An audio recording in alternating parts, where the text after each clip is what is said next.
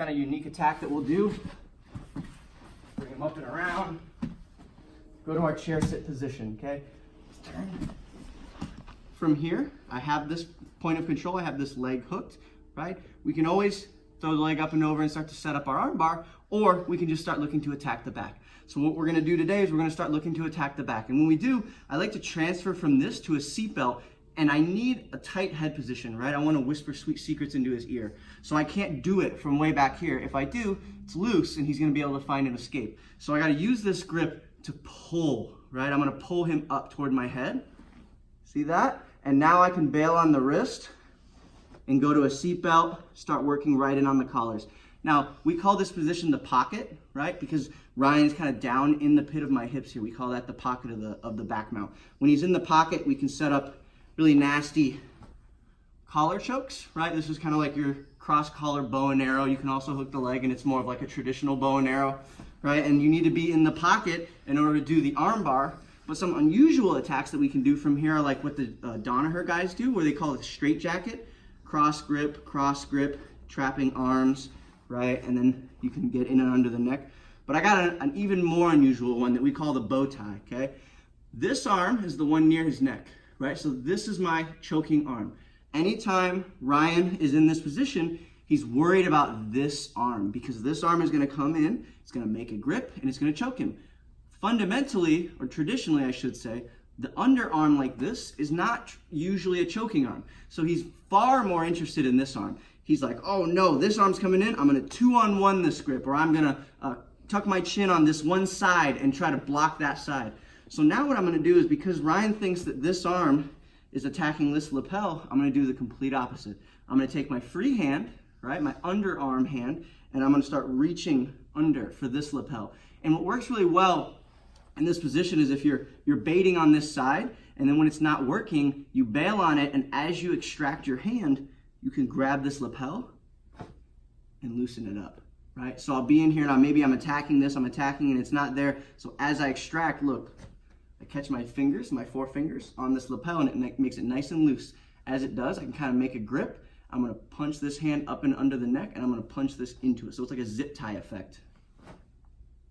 See that? Once I have it, I make the strong grip, and I close my elbow.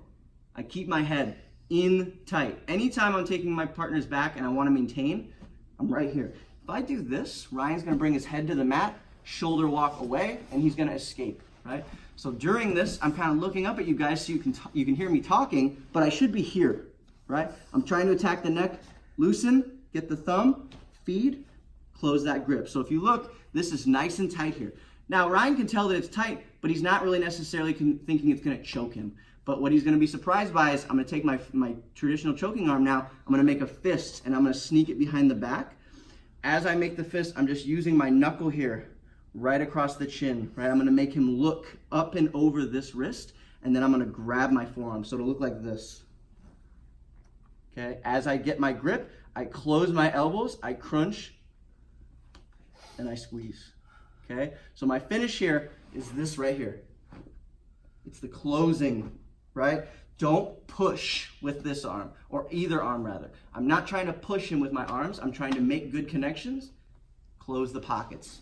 So we're in this position. Normally I'm attacking this collar, right? It doesn't work for me, so I'm gonna use my 4 fingers now, and as I extract my arm, I'm just catching the gi, right? I'm getting it loose. I like to make a grip on it so that this hand now, as it comes in, I can feed it to this hand. Nice and tight here. Extract my hand, make a fist.